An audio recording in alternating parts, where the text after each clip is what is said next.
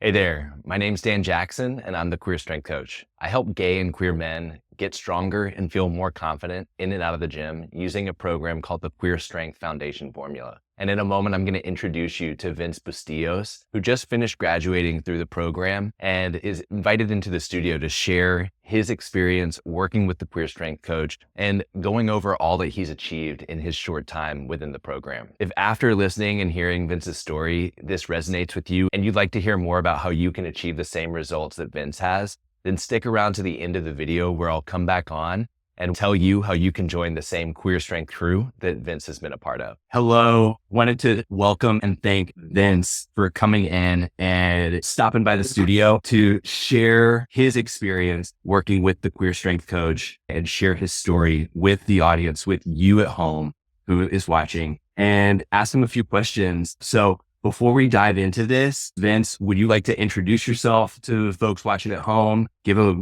little bit of background, what you do for a living, how old you are, etc. Yeah. Hi, Dan. Thank you for having me. My name is Vince Bustillos. I am 41 years old. I currently work at Austin Community College as a recruitment manager. And for fun, I hang out with my pup. He's a 140-pound Newfoundland. And I also play on the ATX Gay Flag Football League. And that is where I was fortunate enough to meet Dan. So I'm a playing member for a team there, and I've been in the league every season since the very beginning of the league in 2018. And because the league has given so much to me, I decided to apply and volunteer as a sponsorship director. So not only do I get to work with Dan as a client of his, but I am able to work with him as a sponsor of the league and with many of the gracious sponsors that we have, just being a liaison for the league and for sponsors. The league has been so impactful in my own life.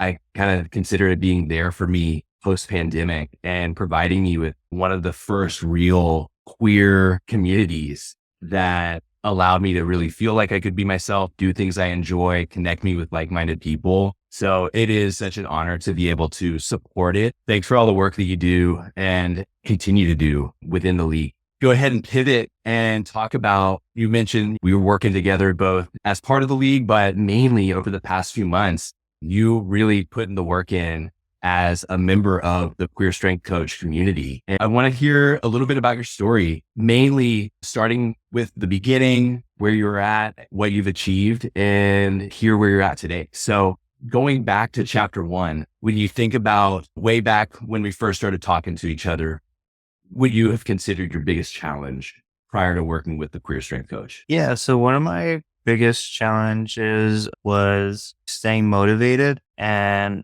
being consistent with not only my workouts, but with eating healthier. So when you talk about motivation, how exactly did that manifest outside of just inconsistency with training? So prior to that, it was extremely challenging. One, the pandemic happened, and that was really life-changing for me. And I discovered there were so many obstacles. I was isolated and kind of just on my own and just going through things day to day, maybe finding comfort and food and just being at home with my dog and not really finding the motivation to eat healthy and the exercise. And then once things started to open back up, I joined the league again because it opened back up. And then something crazy happened where I was on a travel tournament and I broke my ribs. And it kind of just snowballed from there because I was unable to move for a few months. And I just found myself in a rut. I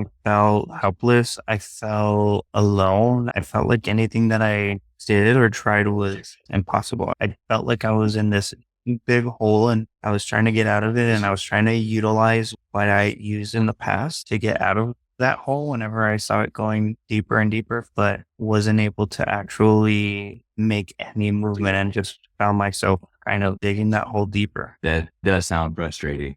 It sounds like Overwhelming. hitting your head against the wall. Yeah. And you mentioned in that explanation that you had tried falling back on things that you had used in the past. What were some of those approaches that you had taken before? So Whole 30 I always used as a reset, remove all the sugar and a lot of those carbs and just do it for a month. And then I would feel back in control because all of my addictions or all the things that I had enjoyed, I got rid of those and I was okay to reset and go back to eating healthy and whatnot. But I noticed that doing that again, it was harder.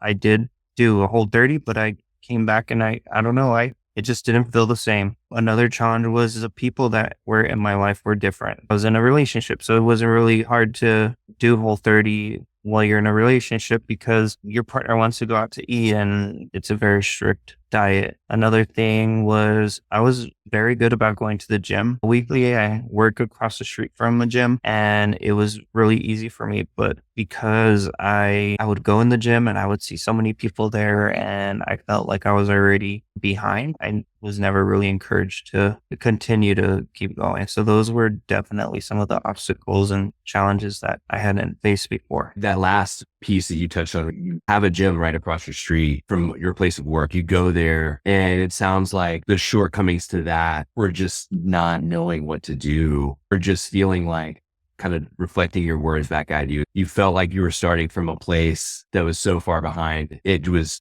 demoralizing or demotivating on top of just already like having trouble with motivation. Yep.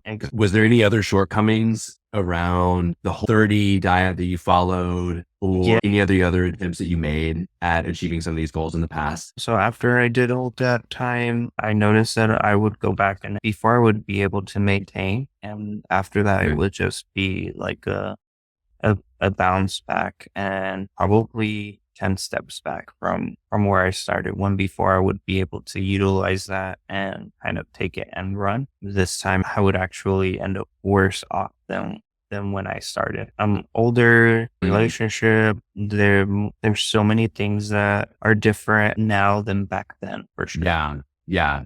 It really does make a difference as we age, right? As we hate to admit it, but our bodies are changing, our responsibilities are changing, and it can force us to have to examine what we're doing and maybe pay a little bit more attention to certain things. 100%. Had you ever worked with a coach in the past? Nope, never. This is my first time. When you were meditating on reaching out and talking to me about coaching, Yeah. what were some of those reservations that were playing around in your head before we had our first conversation? I think the only reservation that I had was probably the apps because I had utilized apps, but I never utilized them in conjunction with a coach.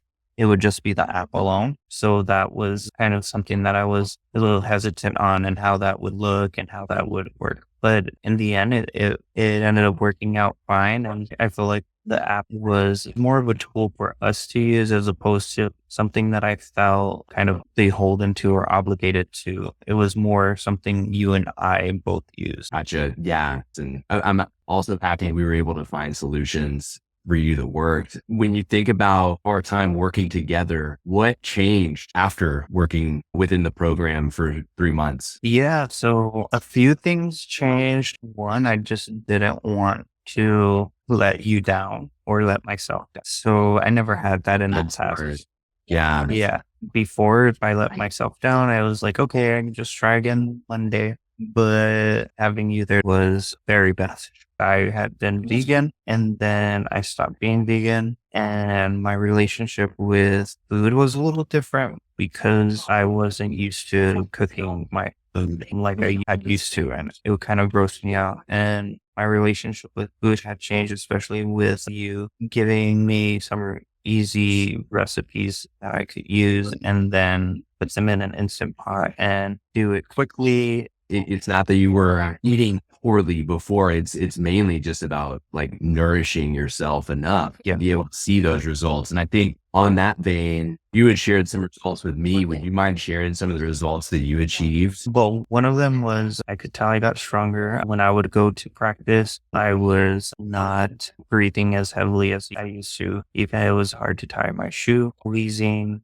sleeping, all that stuff had definitely improved. I went down from 264 to 244. It's kind of even shocking to me when I say it out loud because I'm like, that's crazy. That's weird. I think what's most surprising about it is we didn't do anything extreme, right? You went to the gym 3 to 4 times a week You were engaged in activity outside of that with football practice. You focus on good, nourishing social relations. Yeah. And you touched on this already, but like improving the relationship you have with your diet, right? Yeah. Not really focusing on the elimination, but just providing you with enough nutrition so you have energy so you can keep this ball rolling. And that's amazing that you were able to achieve all those results in such a short amount of time. And like, that's on you. I do want to just make sure that you have that credit in this. Awesome. Thank you. You should feel very proud of yourself. When you think about this and, you know, we're sharing this story with folks in the audience, there may be some folks right now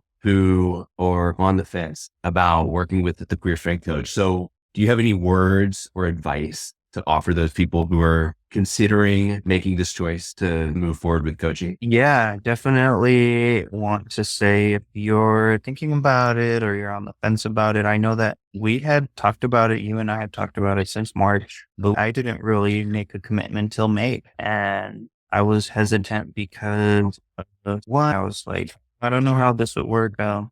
And two, I wasn't about how I could incorporate in my life if I was busy or if I was doing other things. So if you are hesitant, definitely know that you are in good hands with Dan. One of the things that I enjoyed was the first thing is the workouts that you put out for me. They weren't anything to discourage me. I remember looking at them and I would think to myself, gosh, these are so easy. But then once I would do them, I'd be like, oh my gosh, I'm so glad that they are how they are because I don't think I would have been able. So you saw that before I used it. So you, through the assessment and also through just our conversations, you were able to guide me and see what I needed at the time, what was good for me. And even when we started kind of getting in a little momentum and I was like, what if we had another day of a workout? And you kind of even told me, hey, well, but why? And you kind of asked a question and we came to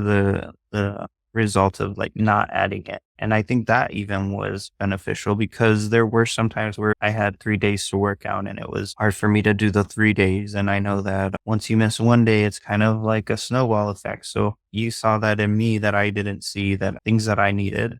You've now built a foundation where you can build off of this. You can work off of this for months to come. And you have all the tools to really continue this journey. And again, you should feel very proud of yourself for all that you've done in this really short amount of time. I know we're getting close to the end of our conversation. So anything else you have to add for the folks at home? Anything you want to shout out? No, just thank you for everything. Again, if you're hesitant, do it for yourself. It's worth it. Well, thank you so much, Vince. I really appreciate you stopping by and sharing your story with everyone. Again, you should feel very proud of yourself. And for the folks at home, thanks for watching and we'll see you next time. Awesome. Thank you, Dan. Bye, y'all. Welcome back and thanks for watching. I hope you enjoyed hearing Vince's story. And if that video resonated with you and you'd like to see if you can achieve the same results that Vince has, then below this video is a link to access my calendar. Simply click that, choose a date that works for you, answer a few questions, and then we'll hop on a call to see if and how we can help you achieve the same results that Vince has. Thanks again for watching and talk to you soon.